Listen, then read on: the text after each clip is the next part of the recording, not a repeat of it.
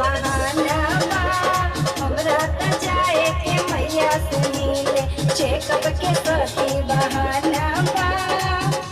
हमरा कोनो रोग दुख सखी ना खांसी ना दमा बा, हमरा त जाए के मैया से मिले, चेकअप त एगो बहाना बा, हमरा त जाए के मैया से मिले, चेकअप के एगो बहाना।